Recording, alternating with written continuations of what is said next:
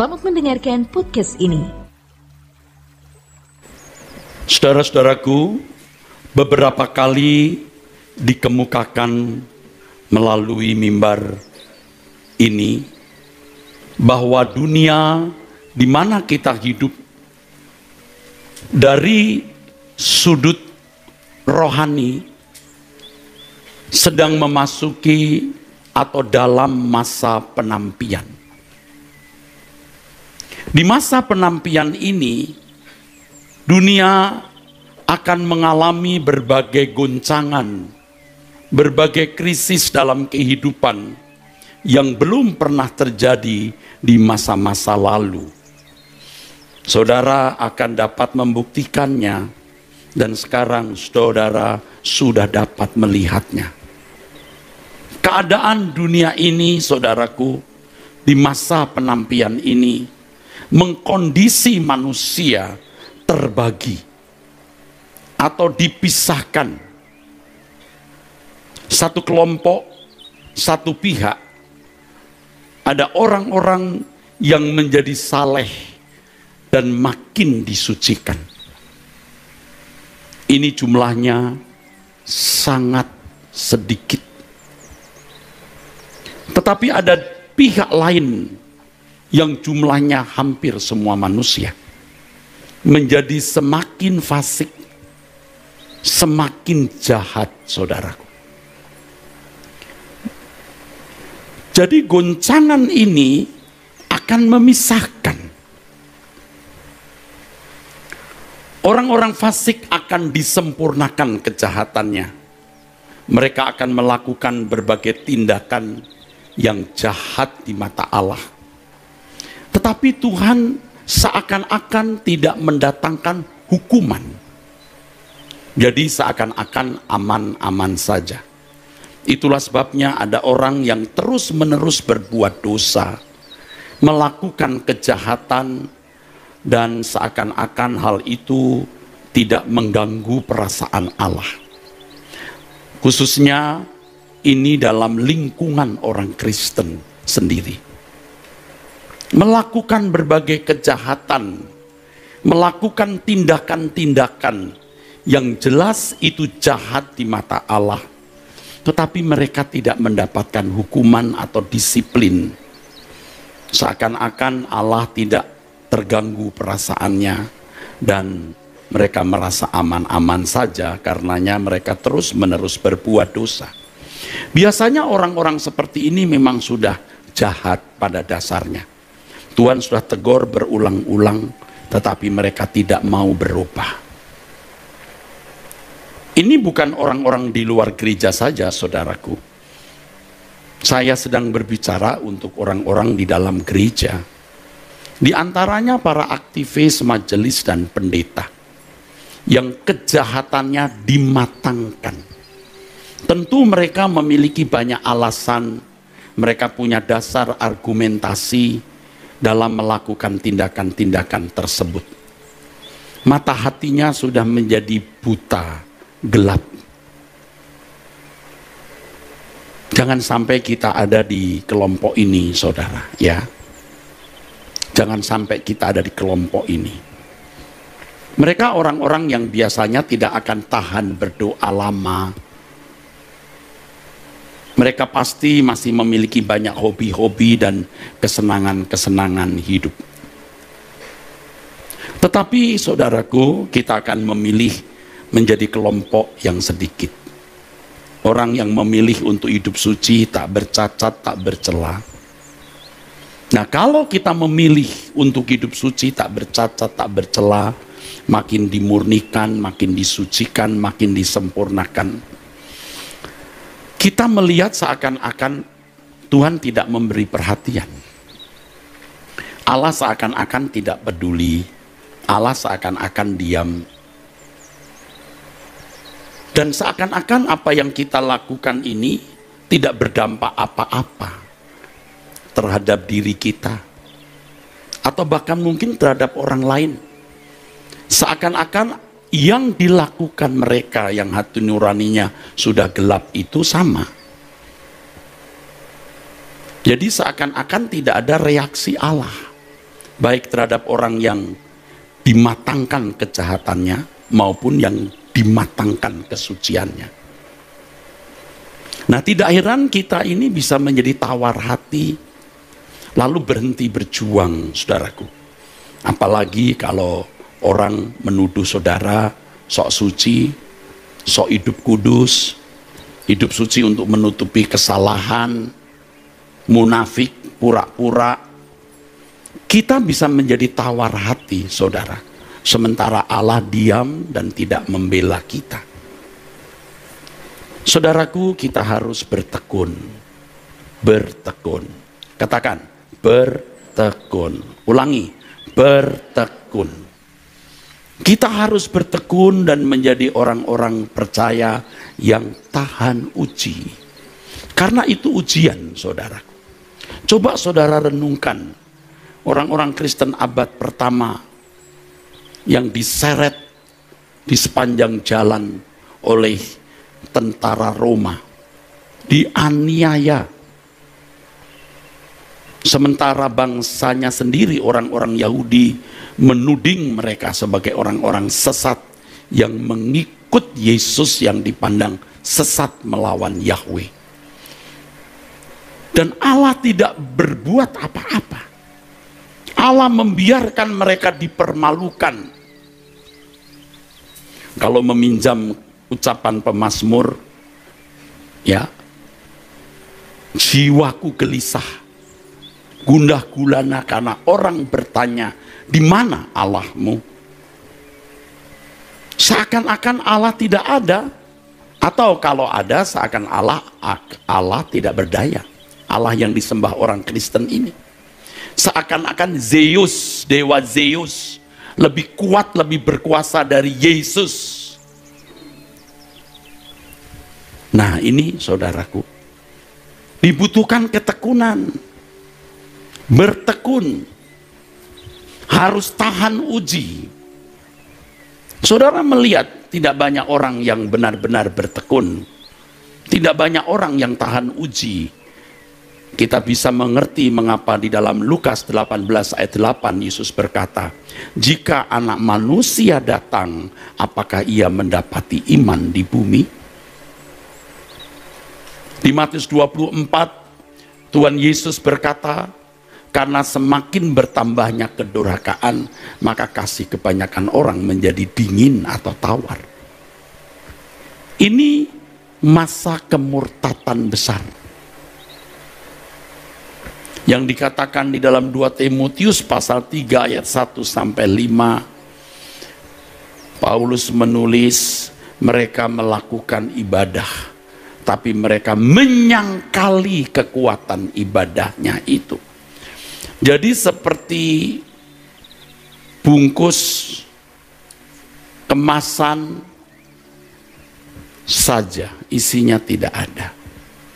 Jangan sampai kekristenan yang kita kenakan itu hanya kemasan atau bungkus. Kalau ibarat gadget itu daminya, tapi bukan benar-benar gadget, mesinnya. Pada masa penampian ini seseorang tidak lagi bisa bersikap netral. Tidak bisa bersikap netral. Makanya kita harus berkata, aku tidak boleh netral. Aku tidak boleh netral. Katakan. Lebih keras. Orang percaya harus tegas untuk menempatkan dirinya. Apakah berdiri di pihak Tuhan atau di pihak lain. Sebab di masa penampian ini, saudaraku, kuasa kegelapan akan berhadapan head to head dengan kuasa terang. Jadi kalau Alkitab mengatakan bahwa di akhir zaman itu iblis seperti dilepas ya dari rantai, itu terus terang. Kejahatan akan terang-terangan. Seperti 2 Timotius pasal 3 tadi saya katakan, anak melawan orang tua, pemberontak dan lain sebagainya, terang-terangan. Jadi kita tidak boleh bersikap netral. Sikap netral itu indikasi ketidaksetiaan, menunjukkan ketidaksetiaan. Sikap netral itu langkah menuju pengkhianatan. Jadi kita harus berani benar-benar mengambil sikap. Karena dunia tidak pernah mengalami guncangan seperti hari ini, hari-hari ini dan ke depan, kita harus berani, tegas terhadap diri kita yang tidak pernah kita lakukan pada waktu-waktu yang lalu. Harus selalu kita ingat sejak sekarang ini. Sebentar saudara melakukan berbagai kegiatan, saudara ingat bahwa kita tidak bisa dan memang tidak boleh bersikap netral. Kita harus memilih, kita harus menempatkan diri, kita harus memilih Tuhan atau musuhnya, kerajaan terang atau kerajaan kegelapan, kerajaan sorga atau dunia ini, kesucian atau bukan kesucian, dunia yang akan datang yaitu langit baru, bumi baru, atau dunia sekarang ini, saudara. Pada masa penampian ini kita ditantang untuk tegas terhadap diri sendiri, tegas dan keras terhadap diri sendiri. Maksudnya agar kita dengan jelas memperkarakan diri kita. Kita berdiri di pihak siapa? Kita lakukan dialog dengan diri kita sendiri. Dialog yang tegas, dialog yang keras. Kamu di pihak siapa? Jangan diam. Akhirnya kita seperti menunda untuk bersikap tegas. Jangan diam. Perkarakan itu. Kamu di pihak siapa? Pasti banyak saudara yang masih gamang, ngambang, ambigu, tidak jelas.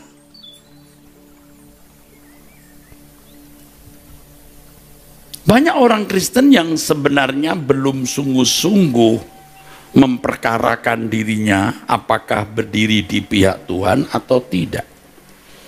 Tentu saudara banyak yang berkata, siapa yang mau di pihak setan, Pak? Semua kita juga mau di pihak Tuhan. Saudara tahu tidak, apa indikator atau petunjuk orang yang di pihak Tuhan itu? Apa cirinya? Apa gejala? Apa simptomnya? Apa sifat dan karakternya? Harus jelas. Maka saya sampaikan kebenaran ini.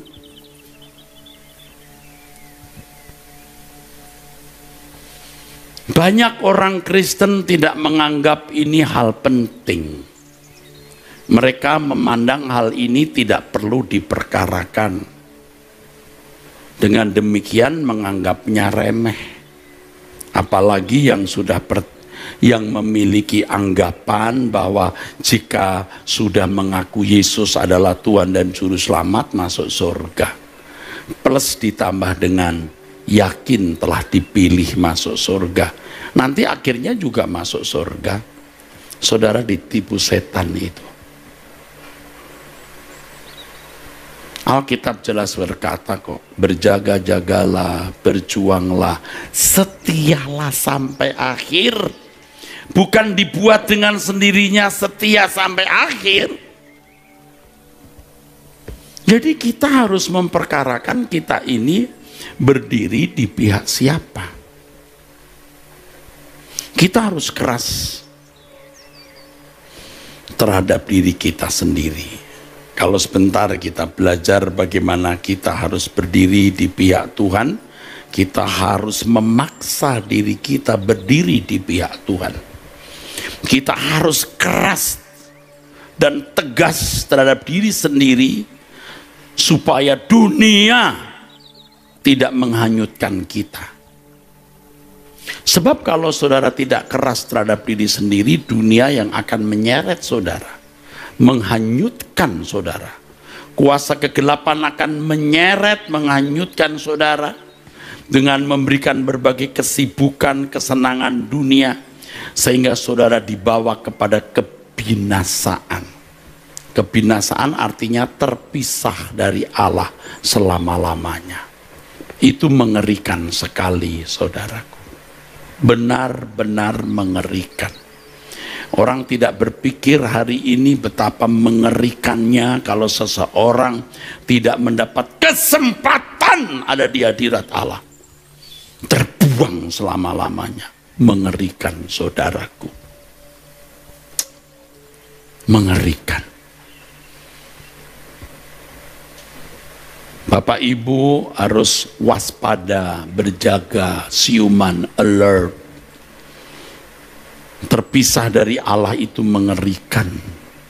Berbahagia orang-orang muda yang mendengar suara kebenaran ini dan kamu berpaling dari dunia dan mengarahkan dirimu kepada Tuhan.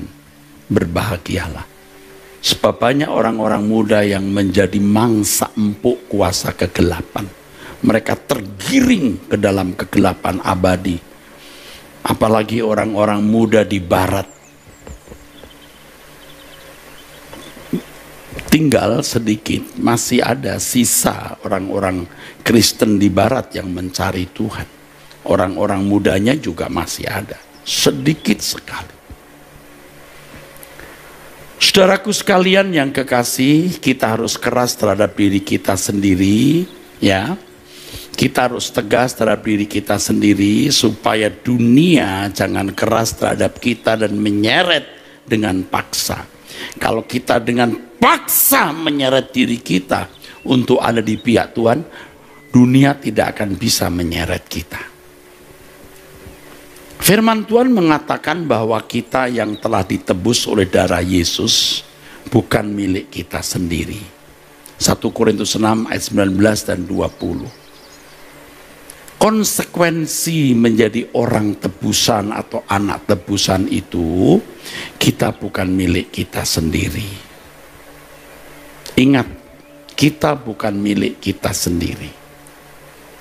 Lebih lengkap lagi dikatakan bahwa kita harus memuliakan Allah dengan tubuh kita.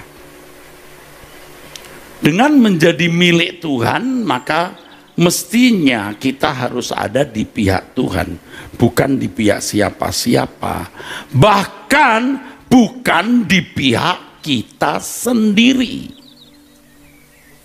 Orang yang tidak ada di pihak Tuhan itu berarti pemberontak, saudara. Itu berarti pengkhianat. Nah, kata-kata seperti ini dianggap kasar kalau diucapkan. Tetapi kenyataannya kita orang-orang yang berkhianat kepada Tuhan. Sebab kalau kita ditebus oleh darah Tuhan Yesus, kita menjadi milik Tuhan, kita mestinya di pihak Tuhan.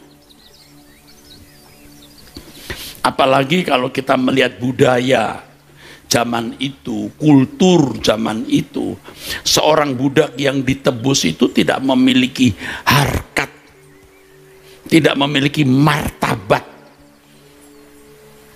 Majikannya yang memiliki budak itu, sehingga budak itu tidak berhak melakukan apapun untuk dirinya sendiri. Kok bisa loh kita merasa berhak punya diri kita? Dan kita sudah menjalani hidup begitu panjang dengan sikap hati seakan-akan kita berhak memiliki diri kita.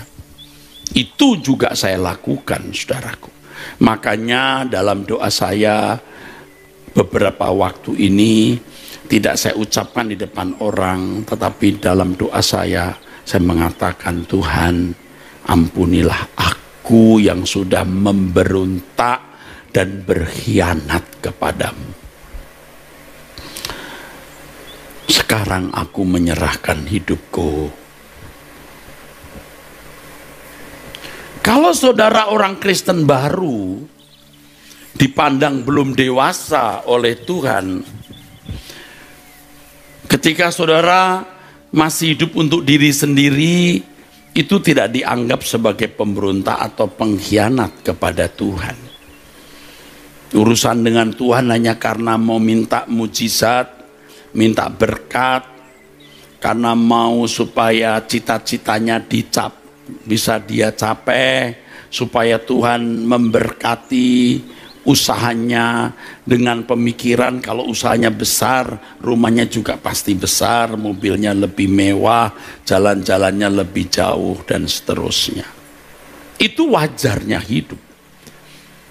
Tetapi kalau saudara sudah menjadi dewasa, beberapa belas atau puluh tahun jadi Kristen, masih begitu, Anda pemberontak, Anda berkhianat kepada Tuhan. Sama seperti waktu anak kecil, waktu masih kecil, ya, anak usia 5-6 tahun, 4 tahun, tarik-tarik baju mamanya, minta mainan itu, minta mainan ini, tidak diberi, guling-guling, nangis, mengintimidasi mamanya supaya mamanya mengabulkan permintaannya. Teriak sekeras-kerasnya di supermarket atau di satu mall, orang tuanya malu, akhirnya ya udah menuruti keinginan. Tapi ketika mulai masuk remaja, orang tua mulai keras. Tidak boleh begitu, nak. Apalagi usia 40 tahun. Maksa orang tua berbuat ini, berbuat itu, sudah kurang ajar. Mestinya kita ini yang sudah Kristen dari kecil, sudah belasan puluhan tahun jadi Kristen, sudah mulai mengerti, bukan hanya nyanyi, tetapi mengenakan kebenaran atau prinsip hidup itu di dalam hidupnya.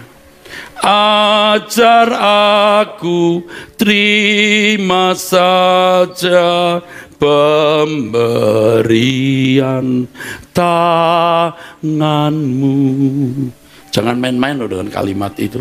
Enak aja lu ngomong. Dan mengaku seperti Yesus di depan sengsaranya. Jangan kehendakku Bapa, kehendakmu jadilah. Habis nyanyi begitu, habis nyanyi keluar dari gereja, cuman masalah ibu mau makan bubur, bapak mau makan nasi padang, berantem di mobil. Ya ilah, cuman bubur dan kok bisa loh, kehendakmu jadilah. Mulutnya kehendakmu jadilah, hatinya kehendakku jadilah. Kerajaanmu datanglah, kehendakmu jadilah. Ini mulut, tapi padahal hatinya kerajaanku datanglah, kehendakku jadi. Itu pemberontak. Kalau Kristen baru enggak apa-apa, maklum Tuhan.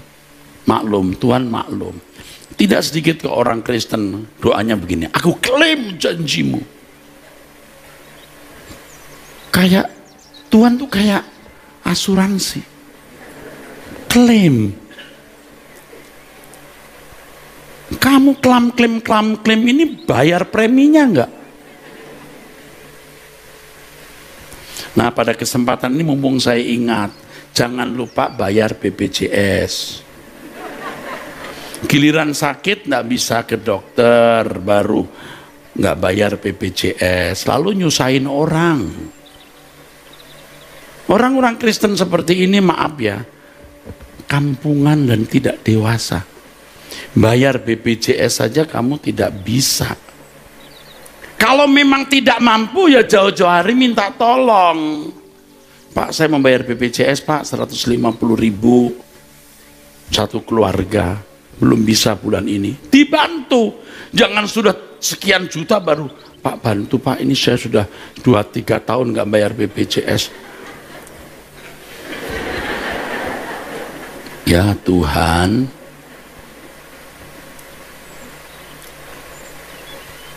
saudara bayar BPJS. Ini kan Bapak rohanimu yang mesti menasihati berbagai aspek. 2, vaksin ya. Vaksin, aduh kok jadi mau bilang vaksin kok vaksin. Vaksin booster ya. Kalau pemerintah maunya begitu, kita turuti pemerintah. Pakai masker, pakai. Ini kan masalahnya saya khotbah, jadi disimpan. Nah kalau saya pakai masker kan, salah sekalian, nggak jelas.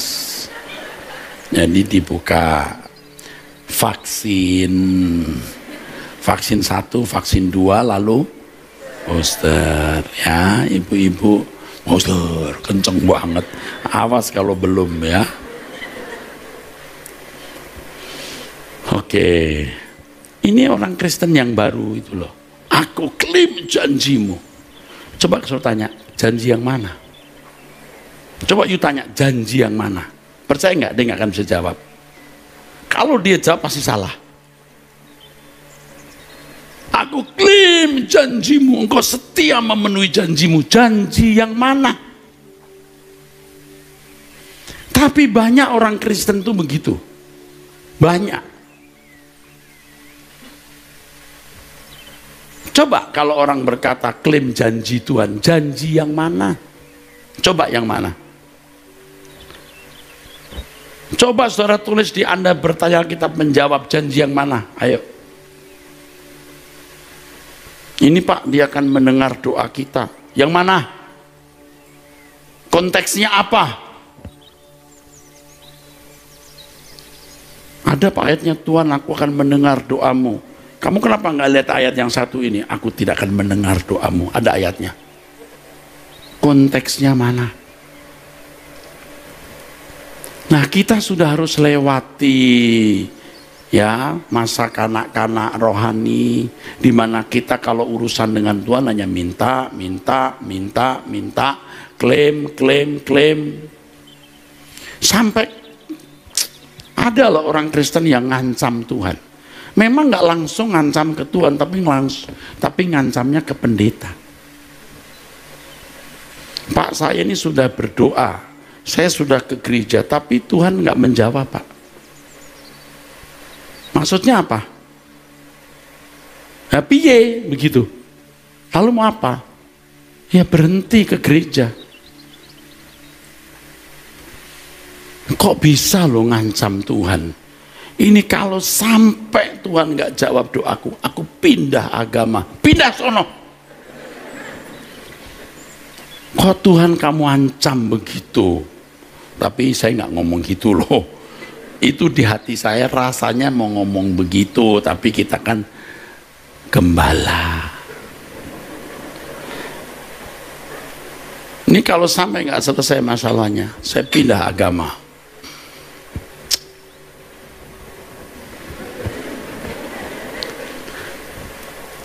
Oke, ya.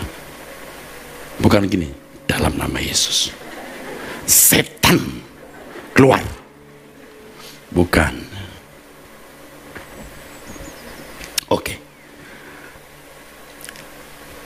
Tuhan mau kita ini bertumbuh sampai akhirnya kita memilih di pihak Tuhan. Jadi ketika seseorang akil balik atau dianggap sudah dewasa, maka ia tidak boleh hidup untuk siapapun, bahkan tidak boleh hidup untuk diri sendiri. Ia harus hidup sepenuhnya bagi Tuhan, untuk mempersembahkan hidupnya seluruhnya. itu berarti tidak lagi hidup untuk dirinya sendiri. Orang yang ada di pihak Tuhan itu tidak lagi hidup bagi siapapun, bahkan tidak hidup bagi dirinya sendiri.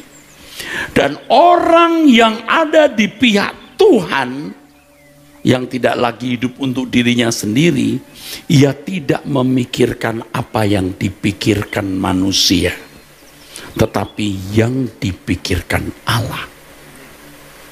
Ingat ini baru indikator satu, ada beberapa indikator lain atau petunjuk lain. Kalau orang ada di pihak Tuhan, ia pasti tidak lagi hidup untuk dirinya sendiri, tetapi dia hidup untuk Tuhan.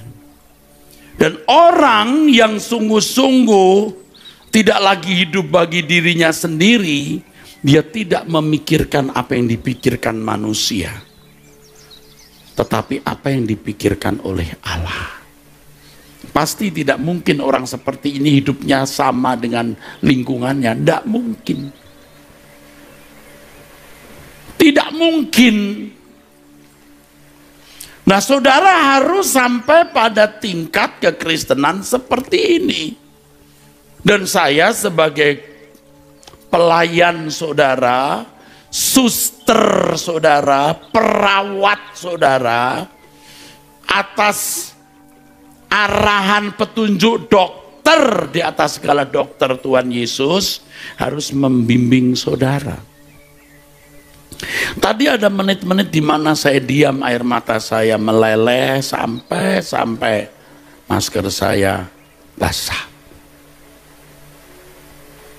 Berbesmili.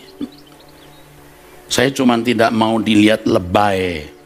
Saya tahan, tapi air mata saya mengalir, saudara. Saya mengusap beberapa kali. Melihat choir, worship leader, singer menatap saudara. Betapa aku harus membawa saudara ke dalam kerajaan surga. Betapa besar tanggung jawab saya ini. Ya, semua memang harus dikerjakan Roh Kudus lewat hidup masing-masing saudara. Tapi saya yang mengarahkan. Kalau saya salah mengarahkan kan bahaya, saudara. Jadi betapa berat tanggung jawab ini. Lalu saya membayangkan kalau suatu hari dunia ini berakhir, ya mudah-mudahan perang dunia ketiga segera terjadi. Nggak usah perang dunia ketiga, saudara. Saudara sudah saatnya meninggal juga meninggal, saudara. Kita nggak bisa bilang mudah-mudahan dan lain sebagainya. Semua sudah di dalam jadwal Tuhan. Apakah perang dunia ketiga tahun ini atau tahun depan atau nanti bencana atau diakhiri dengan bencana, kita tidak tahu. Jadi saya tarik kata mudah-mudahan, saya hanya sekedar joke, padahal bisa terjadi. Kalau kita meninggal dunia, kiamat, lalu saudara bisa melihat yang sering saudara dan saya nyanyikan itu. Yang aku tahu pasti, kemana aku pulang, di hamparan padang hijau tak bertepi. Tuhanlah matahariku di negeri indah Bapakku. Kesana kami pulang bersama. Yang aku tahu pasti, kemana aku pulang, di hamparan padang hijau tak bertepi.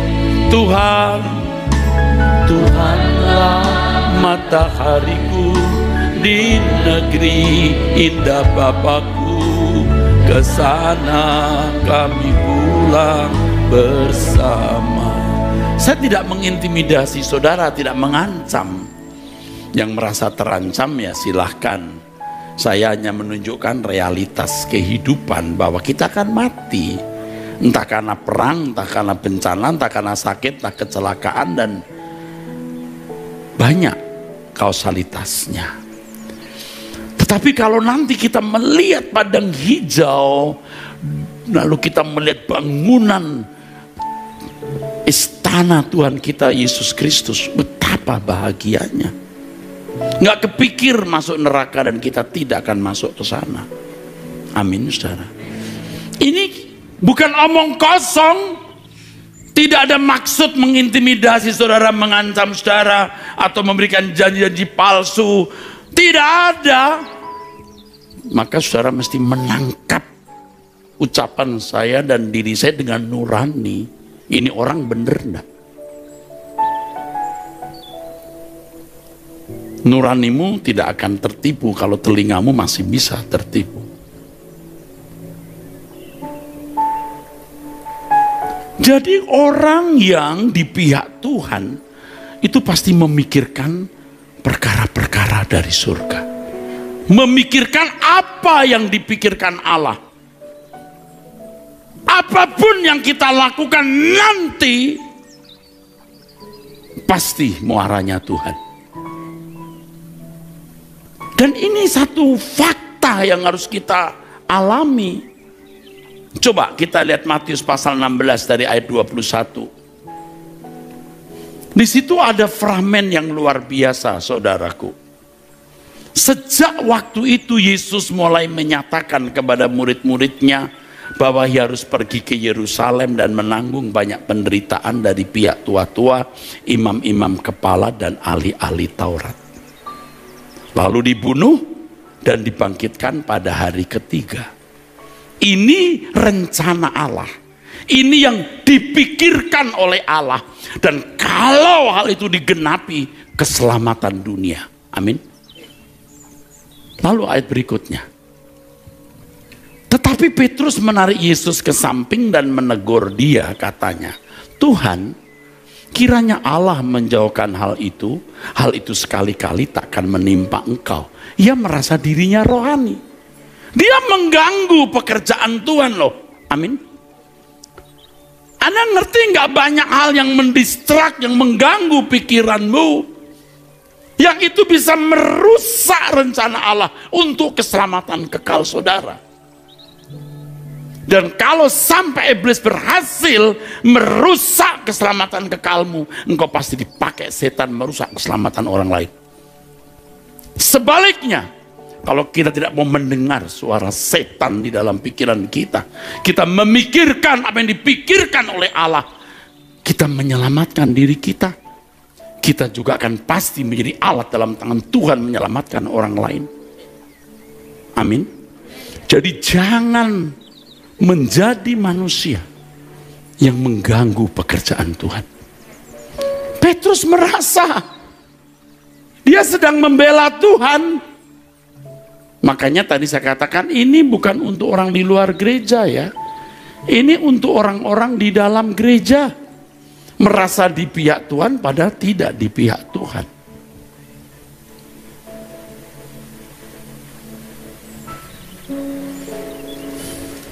Oke, kita baca ayat berikutnya. Maka Yesus berpaling dan berkata kepada Petrus. Petrus itu mewakili murid-murid, juga mewakili sebagian kita.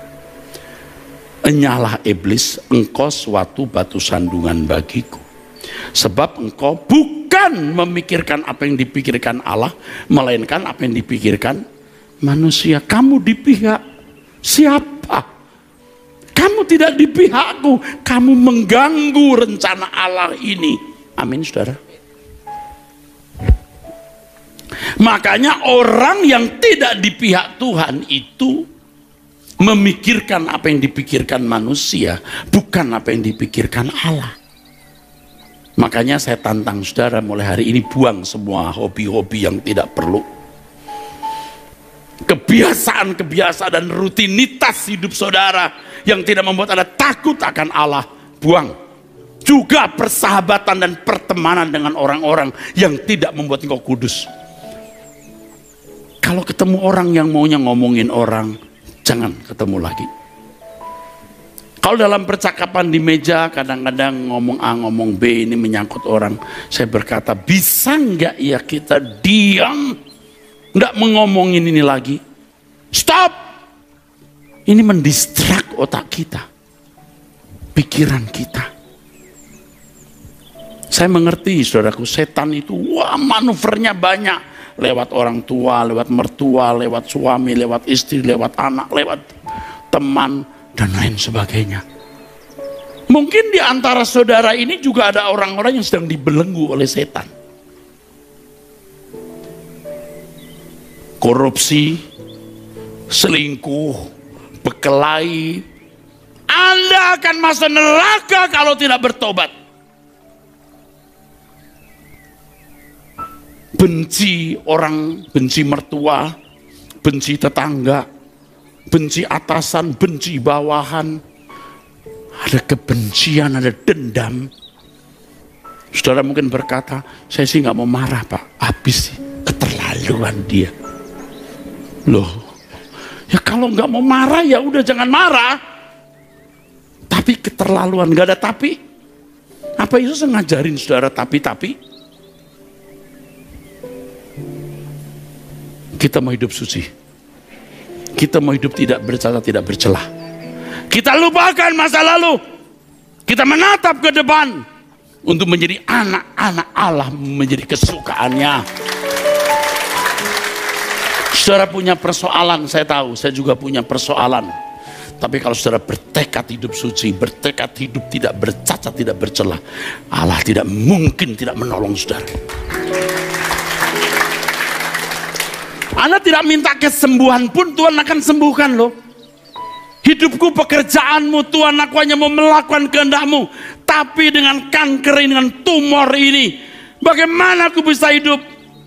Kalau Engkau buat aku sakit mati, terserah Tuhan. Tapi aku mau berkarya bagi-Mu.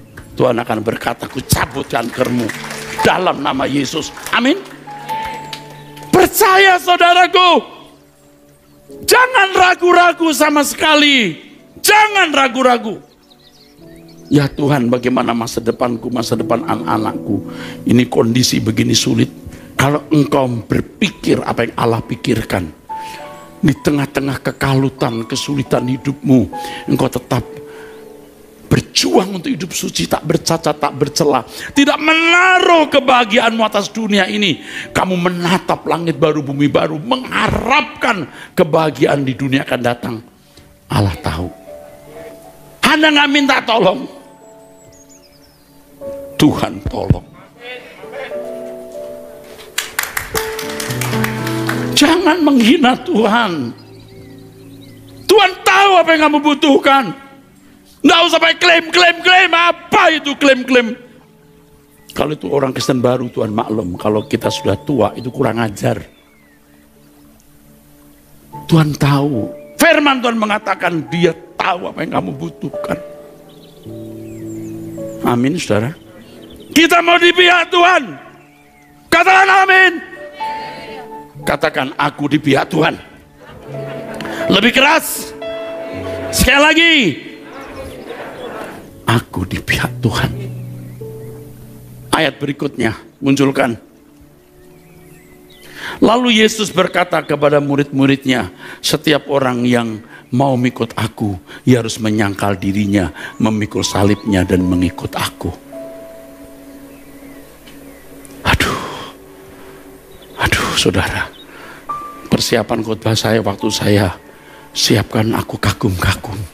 Aduh, firman Tuhan itu luar biasa. Luar biasa. Kita harus membunuh keinginan kita sendiri. Tetapi Tuhan tahu apa yang membahagiakan kita, percaya. Munculkan lagi ayat tadi. Lalu Yesus berkata kepada murid-muridnya, setiap orang yang mau mengikut aku, dia harus menyangkal dirinya, memikul salibnya dan mengikut aku. Kau menyangkal diri itu bukan berarti hanya tidak berbuat dosa, tapi semua naluri kemanusiaanmu harus kau matikan, supaya kau bisa memikirkan apa yang Allah pikirkan. Ini bisa. Ini firman bukan untuk saya saja atau para pendeta, untuk semua kita. Kita bisa. Lalu ayat berikutnya. Karena barang siapa mau menyelamatkan nyawanya, suke jiwa, ia akan kehilangan nyawanya. Barang siapa kehilangan nyawanya karena aku, ia akan memperolehnya. Nyawa ini suke jiwa, di mana kesenangan-kesenangan. Kita kehilangan kesenangan menurut versi manusia. Kita akan menemukan kesenangan baru menurut versi Tuhan. Nah sekarang saudara percaya tidak bahwa Tuhan bisa memberi kesenangan kepada kita? Tadi saya berkhotbah di GSKI Perdatam. Saya tanya kepada Pak David Adam, gembala jemaat, di situ ada Pak Ferry Kencem juga, gembala senior di situ. Ya, bagaimana jemaat ini? Ya, oh dia jelaskan. Saya bilang ini loh gereja yang mestinya berhak, ini apa namanya, berhak menyandang nama Rehobot, karena dari situlah Rehobot itu. Saya berkhotbah tentang tragisnya hidup. Kita harus mengerti hidup itu tragis. Yang ditunggu masalah, tua, sakit, dan mati. Kalau kita menerima fakta ini, kita akan berhenti menuntut dunia membahagiakan. Amin. Nah, belum jelas ini. Kita tidak menuntut dunia membahagiakan. Tetapi orang yang tidak menuntut dunia membahagiakan justru bisa bahagia dengan apapun yang dia miliki, porsi yang Tuhan berikan. Selain itu, ketika karakter kita diubah Tuhan, saudaraku, kita bisa menikmati apapun yang Tuhan berikan. Dengan melihat hidup ini tragis, saudaraku, kita tidak menuntut dunia membahagiakan kita. Setan tidak bisa sentuh kita. Amin. Kita rela kehilangan nyawa. Sebab kesenangan-kesenangan dunia yang telah menghiasi nyawa kita, jiwa kita, akan menggiring kita binasa. Kita buang. Kita mau menggantikannya dengan kesenangan-kesenangan surgawi. Tetapi bagaimana bisa menikmati Allah sebagai ganti kesenangan dunia? Harus bersentuhan dengan Dia. Bagaimana bisa bersentuhan dengan Dia? Harus mencari Dia. Bagaimana mencari Dia? Doa. Minimal 30 menit, 1 jam. Kalau saudara ikut doa saya 1 jam. Dan besok jam 6 sore hari Minggu kita doa di sini 1,5 jam. Tidak berani tepuk tangan semua karena tidak datang. Yang tepuk tangan ini datang. Oh, kita bisa doa di rumah, betul. Tapi kalau di sini suasananya beda. Tetapi kalaupun tidak hadir, tidak apa-apa. Doalah di rumah. Saya mengajak saudara mengalami Tuhan. Seperti saya juga berjuang untuk bisa mengalami Tuhan, saudaraku. Ya, saya harap besok jam 6 onsite kita doa di sini. Oke, ayat berikutnya munculkan. Sebelum hari larut. Ayat berikutnya. Apa gunanya seseorang memperoleh seluruh dunia tapi kehilangan nyawanya? Nyawa di sini nyawa yang Tuhan janjikan itu. Artinya gini, apa gunanya seseorang mempertahankan nyawanya di bumi dengan segala kesenangan dunia, tapi dia kehilangan kehidupan kekal? Itu maksudnya. Dan apakah yang dapat diberikannya sebagai ganti nyawanya? Kalau sudah mati, lalu saudara tidak diperkenan hidup di dalam kerajaannya, nggak ada yang bisa menggantikan. Ayat berikutnya. Sebab anak manusia akan datang dalam kemuliaan Bapanya, diiringi malaikat-malaikatnya. Pada waktu itu ia akan membalas setiap orang menurut perbuatannya. Jadi jangan main-main dengan apa yang kita lakukan hari ini. Karena apa yang kita tabur, kita tuai. Di ayat ini Tuhan menunjukkan tentang kemuliaan yang akan datang. Itu bicara mengenai kekekalan. Jadi saudaraku, di pihak Tuhanlah kita. Pikirkan apa yang Allah pikirkan. Kita akan menyambut kedatangan Tuhan.